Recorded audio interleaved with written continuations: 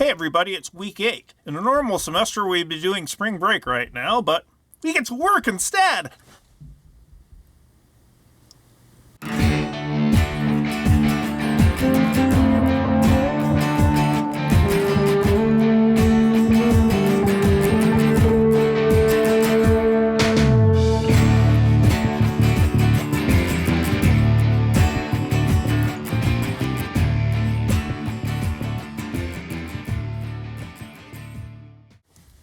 Hey everybody, welcome to week 8. We're about halfway through the semester right now. In fact, I did midterm grades this weekend, and by and large, both classes are doing very well. So, keep up on that. If you get your midterm grades and they weren't what you wanted, don't forget, we can still revise your papers. You can still fix most late work, unless it's time-sensitive stuff like the peer review session. The big thing you're going to be doing this week is really jumping on the research abstracts. We watched a video on it last week, but this is the time to really start working. There are 2 big pieces of advice I have.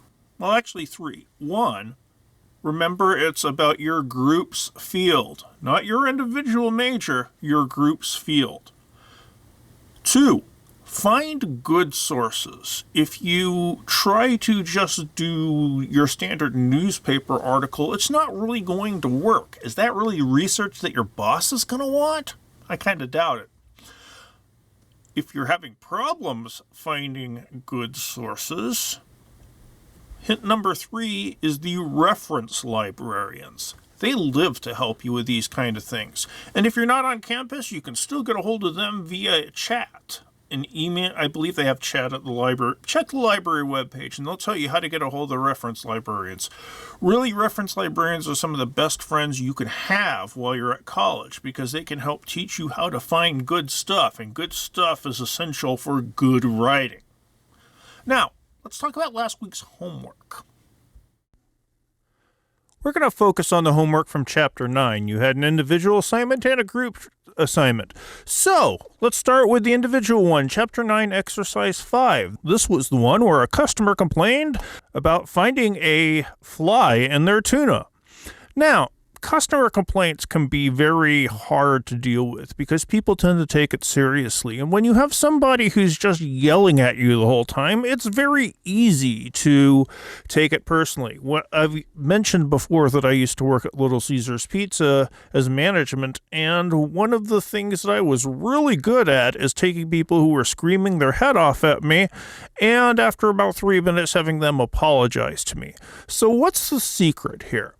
The secret when you're trying to get somebody who complains to forgive you, and forgiveness is an important thing, is to realize what they want and what they don't want. Do they really want a long-winded explanation of what went wrong? Do they want to be called a liar? No. First thing you have to do is apologize. You're all familiar with the non-apology apology. Well, I'm sorry if my actions were taken wrongly by someone. No, I'm sorry you had a problem. I'm sorry if we had a role in that problem. Directly doing that. You want to be clear and you want to be honest. You want to avoid challenging their complaint. You're not going to get anywhere arguing with a customer that, no, you're wrong, no, you're lying. You want to thank them for being a customer. If you can keep the language as friendly as possible and make yourself sound not contrite, but generally upset that the customer had an issue, they're going to start to change their mind. And when they start to change their mind about you and they start to look at you sympathetically, that's half the battle. Acknowledge what they say. Repeat back to them. One of the worst things about having to complain is when the people act like they don't understand why you were upset to begin with. So you need to make sure that you repeat it back to them and that you make it clear that, yes, I know what you mean. Yes, I'm sorry that happened. It would frustrate me too. But the major thing people want when they complain is, how can you make it better? If you go to the original text, They kind of maybe sort of apologize. They definitely spend most of their time challenging their complaint. They try to make it better by, at the end, yeah, here's some coupons. Would you be happy? I wouldn't be happy. Now, let's talk about Chapter 9, Exercise 6. This was the one with the very snarky memo. Sometimes I just have to wonder what you're thinking, Paul. Of course, it's not possible to expect perfect resumes, but I have to screen them, and last year I had to read over 200. I'm not looking for perfection, but as soon as I spot an error, I make a mental note of it, and when I hit a second and then third error, I can't really concentrate on the writer's credentials. Listen, Paul, you might be a sharp editor, but the rest of us have a different responsibility to make the products and move them out as soon as possible. We don't have the luxury of studying documents to see if we can find errors. I suggest you concentrate on what you were hired to do without imposing your standards on the rest of us. From my point of view, an error can include a misused trademark. Misusing a trademark, Paul? Is that error number one? Well, when you're dealing with conflict, one of the worst things you can do is be condescending. That's when you explain stuff very simply when you talk down to people. And I went back to the original email and looked for places where Louise is being condescending. You notice that's almost all of her text. So you need to get that out of there. But how do you fix it? How do you make it better? Well, the same thing we were talking about in the last assignment. You have to figure out what's actually wanted here, what the other person is trying to say, what you're trying to say. And when you go back to the assignment, things start to get confusing. The excerpts quoted in Louise's email are from Paul's email to all members of the committee in response to Louise's request that members describe their approach to evaluating job application materials. The assignment says it's on a committee to streamline the hiring process. They want to get more people in there and get people in there faster. So Louise, as I guess head of the committee, sent out a message asking everyone to describe their approach. And then what does Louise spend the rest of her time talking about? We in the real world just have to move. We can't be nitpicky. Now, listen, the conflict between speed and accuracy is one that tons of people have to deal with. The faster you go, usually the higher possibility of being wrong. The more you go for accuracy, the longer it's going to take. So, Louise was just really upset that someone would take as long as possible because Louise valued speed over accuracy, where Paul valued accuracy over speed. If you're really trying to correct this, you have to, 1, not be condescending, 2, not insult people, but 3, and probably most importantly, get to the heart of what was being asked. So this is my take. Thank you for your thorough response.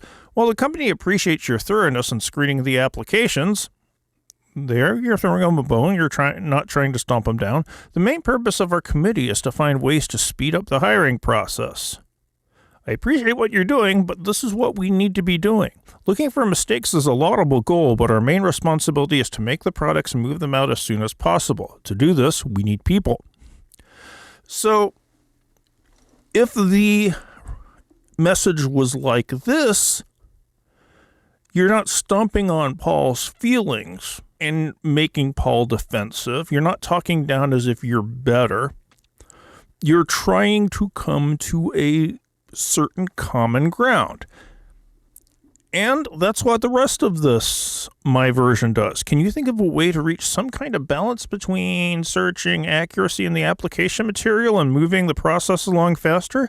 Should we prioritize the more important errors and let the simple ones go? A misused trademark is, as you note, obviously important. A simple typo or something similar, though, should not hold the same weight in the decision process. Can you think of ways we can balance your desire for accuracy with our need to speed up the hiring process?